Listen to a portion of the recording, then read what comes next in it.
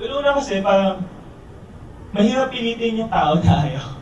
Kumbaga parang if people are not really into this type of films, you cannot really force them to watch them. I mean, the interest in watching this movie should really come from that person. I mean, if you're really passionate about movies, you'll really do your best to watch them. I mean, you could influence people, but it's really up to them if they're watching. Pero yun, parang, depende na rin kasi yun eh, sa tao. Parang, if you could survive watching a Love Diaz movie na 9 hours, then, ayun. Pero yun, pero kasi may mga tao talaga na gusto lang nila manood ng pelikula for entertainment. I mean, hindi yun kabawasan ng pagkatao nila. Pero, ayun, you watch movies for entertainment and that's normal.